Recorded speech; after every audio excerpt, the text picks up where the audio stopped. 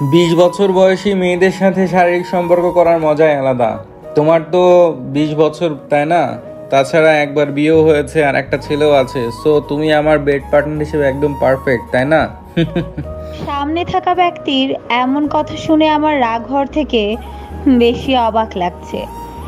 একজন অবিবাহিত ছেলে আমার অতীত জানা সত্ত্বেও আমাকে বিয়ের প্রস্তাব দিয়ে দেখতে এসেছে। তার উপর তার বাবা দেশের একজন নামকরা বিজনেসম্যান, আর সে একজন পুলিশ। ভাবতেও অবাক লাগছে, একজন পুলিশের ভাষা এমন কিভাবে হতে পারে। আমাকে চুপ থাকতে দেখে উনি আবার বললেন, কি ঠিক বললাম তো?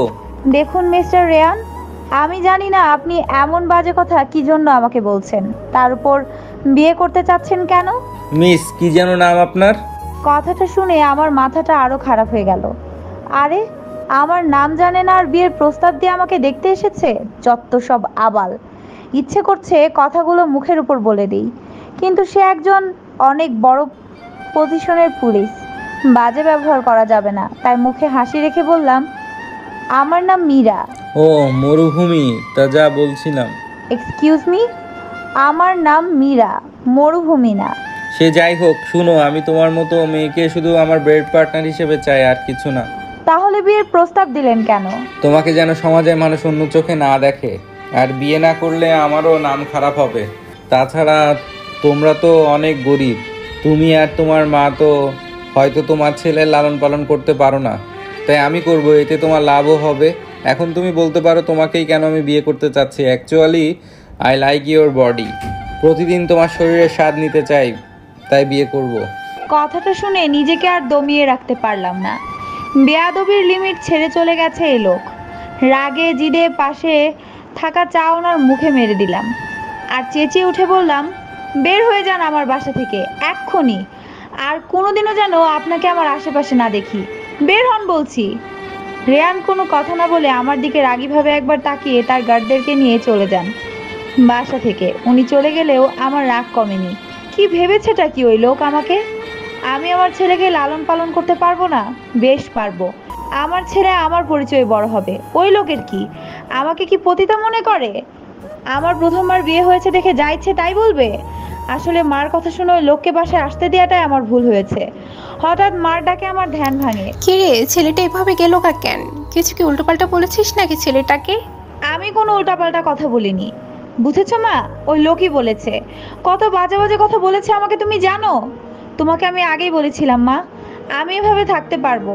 আমার ছেলেকে আমি একা মানুষ করতে পারবো, কাউকে লাগবে না আমার। মা আমার কথা শুনে করুণ চোখে তাকায় আমার দিকে, তারপর আস্তে আস্তে করে আমার পাশে বসে আমার কাঁধে হাত রাখে আর নরম গলায় বলে, মাফ করে দে মা, আমি আসলে তোকে এত কষ্টে দেখতে পারছিলাম না, তাই যখন ছেলেটা বিয়ের প্রস্তাব দিল তখন আর মানা করতে পারিনি। আমি ভাবিনি এমন হবে, মাফ করে দে মা। বলতে বলতে মা কেঁদে দিলেন। আসলে মা আমার অনেক ইমোশনাল, কথায় কথায় কেঁদে দেয়। হয়তো আমার কষ্ট উনি আরো বেশি কষ্ট পাচ্ছেন। আমি মুচকি হেসে মাকে জড়িয়ে ধরলাম। কেঁদো না মা, শুভ যা করেছে তার জন্য ও শাস্তি পাবে, আর দেখবা আমরাও একদিন না একদিন সুখে থাকবো। একবার আমার চাকরিটা ভালোভাবে হয়ে যাক, সব কষ্ট চলে যাবে আমাদের। তুমি, আমি আর রিহান একসাথে আনন্দে থাকবো। এরপর মার চোখের পানি মুছে দিলাম। এরই মাঝে আমার ছেলে রিহান এসে আমাকে জড়িয়ে ধরলো আর বলতে থাকলো, মা, তুমি আর নানু কি কান্না করেছ? তোমাদের চোখে পানি কেন? কই না তো, আমরা তো হাসছি, এই যে দেখো। বলে আমি আর মা হেসে দিলাম। আমাদের হাসি দেখে আমার ছোট্ট ছেলেটাও হেসে দিল। কি মায়া ওর ভেতর, ওর জন্যই তো এত কিছু হওয়া সত্ত্বেও বেঁচে আছি। রিহানের কপালে আদর মাখা একটা চুমু দিয়ে বললাম, চকলেট খাবি? আয়, নানু, আমি আর তুই একসাথে চকলেট খাবো আর গল্প করব, ওকে? চকলেট খাবো, গল্প করব, বলে রিহান খুশিতে নাচতে লাগলো। আসলেই আমার ছেলেটা অনেক দুষ্টু, সারাটা দিন দুষ্টুমি করবে আর নাচানাচি করবে, একে নিয়েই তো আমার পৃথিবী। এভাবে হাসি আনন্দে কেটে গেল দিনটা। কিন্তু রাতে রাতে তো আর আনন্দে থাকতে পারি না। রিহানও যখন ঘুমিয়ে যায় তখন তো আমার শুভর কথা মনে পড়ে। তাছাড়া ওই লোকটা যে আমাকে এতগুলো বাজে কথা বলল, আসলেই কি এগুলো হওয়ার কথা ছিল আমার জীবনে? শুভ আর আমি তো ভালোই ছিলাম, তাহলে এমন কেন হলো? কেন ও ছেড়ে চলে গেল আমাকে? কেন? রাতটা এভাবেই কষ্টে কেটে গেল আমার। সকালে উঠেই আগে রেডি হয়ে নিলাম, কারণ আজকে চাকরি ইন্টারভিউ দিতে হবে আমার। রিহান এখনও ঘুমোচ্ছে, তাই তার কপালে একটা স্নেহ ভরা চুমু দিয়ে আর মাকে জড়িয়ে ধরে বিদায় নিলাম। ফুটপাতে দাঁড়িয়ে আছি রিকশার খোঁজে, কিন্তু একটা রিকশাও পাচ্ছি না, তাই বাধ্য হয়ে হাঁটা ধরলাম। হঠাৎ একটা গাড়ি এসে আমার সামনে দাঁড়ালো। কথা নেই বার্তা নেই আমাকে গাড়ির ভেতর জোর করে ঢুকালো। ভেতরে ঢুকতেই দেখি রেয়ান এক হাতে জুস খাচ্ছে আর অন্য হাতে ফোন টিপছে। কিছু করতে যাব তার আগেই হুট করে কিছু লোক আমার হাত পার চোখ বেঁধে দিল। আমি ছোটার আপ্রাণ চেষ্টা করছি, কিন্তু পারছি না। হঠাৎ কেউ আমার হাতের বাহু খুব শক্ত করে চেপে ধরে তার নিঃশ্বাস আমার মুখের উপর পড়ছে। বুঝতে পারছি সে আমার খুব কাছে। হয়তো এটা রেয়ান। রেয়ান, এটা কি আপনি? আমার কথা শুনে উনি নেশা ধরানো কণ্ঠে বললেন, বাহ, তুমি তো দেখি অনেক স্মার্ট। মাত্র একদিনের পরিচয়ে আমাকে এতটা চিনে ফেললে। দেখুন, বাজে কথা বন্ধ করুন। একজন পুলিশ হয়ে এমন খারাপ কাজ করতে আপনার লজ্জা করে না? কই, কিছুই তো এখনো করিনি। যদি বলো করব। ছি, আপনি একটা নির্লজ্জ বেহায়া মানুষ, সেটা কি আপনি জানেন? আলবাত জানি। আচ্ছা একটা কথা বলো তো, তোমার স্বামী তোমাকে কেন ছেড়ে চলে গেছে? এত সুন্দর একটা, উফ, আর কি বলবো, তোমাকে দেখলেই আমার ইচ্ছা করে খেয়ে ফেলতে। ও কিভাবে ছেড়ে যেতে পারলো? তবে ভালোই হয়েছে, ওর জন্যই এখন আমি তোমাকে পেতে পারবো, কি বলো? রিয়ানের এমন বাজে কথা শুনে আমার শরীর ঘৃণায় শিউরে উঠছে। রাগও হচ্ছে প্রচুর, কিন্তু এখন আমি ওনাকে যাই বলি না কেন উনি তাতে কোনো রিয়াক্ট করবেন না, উল্টো আরও খারাপ কথা শোনাবেন আমাকে। তাই শান্ত কণ্ঠে ওনাকে বলি, রিয়ান প্লিজ আমার বাঁধনগুলো খুলে দিন আর আমাকে যেতে দিন। আমার ছেলে আমার জন্য অপেক্ষা করছে, প্লিজ যেতে দিন আমাকে। এবার রিয়ান কিছু বলল না, আস্তে আস্তে সরে যেতে লাগলো আমার কাছ থেকে। এতে আমার ভয় যেন দ্বিগুণ বেড়ে গেল। চিৎকার করে বললাম, প্লিজ রেয়ান, আমাকে ছেড়ে দিন। আমার ছেলে আমার জন্য অপেক্ষা করছে, ও আমাকে ছাড়া বেশিক্ষণ থাকতে পারে না। প্লিজ যেতে দিন আমাকে রেয়ান, প্লিজ। এভাবে অনেক কাকুতি মিনতি করার পরও কোনো লাভ হলো না। প্রতিবারের মতোই আমি ব্যর্থ। হঠাৎ মনে হলো গাড়িটা থেমে গেছে আর আমি শূন্যে ভাসছি। বুঝতে পারছি কেউ আমাকে কোলে নিয়েছে। আমি একটু নড়তে যাব, তার আগে আমার মুখে কেউ একজন একটা কাপড় ধরে। সাথে সাথে আমার শরীর যেন অবশ হতে শুরু করে। হাত পা নাড়ানোর সামান্যটুকু শক্তি নেই আমার, আর না আছে কথা বলার। কয়েক সেকেন্ড যেতেই আমার চোখে মুখে রাজ্যের ঘুম বিরাজ করে। পরক্ষণে তলিয়ে যায় ঘুমের দেশে। যখন জ্ঞান ফিরে তখন নিজেকে নিজের রুমে আবিষ্কার করি। পাশেই বসে আছে আমার ছোট্ট ছেলেটা। তার চোখে স্পষ্ট পানি। খুব মায়া লাগছে আমার, কিন্তু মনে এক প্রশান্তি কাজ করছে। আমার ছেলে আমার সাথে আছে। পরক্ষণে মনে হলো আমি এখানে কিভাবে? আমাকে রেয়ান কোথায় যেন নিয়ে গিয়েছিল, কিন্তু কোথায়? আর আমাকে এখানেই বা আনলো কে? আমাকে চোখ খুলতে দেখে রিহান খুব শক্ত করে জড়িয়ে ধরলো আমাকে। কাঁদতে কাঁদতে বলল, কোথায় গিয়েছিলে মা তুমি? জানো কত কান্না করেছি আমি? এভাবে আর যাবে না কেমন? না হলে কিন্তু কথা বলবো না আমি তোমার সাথে।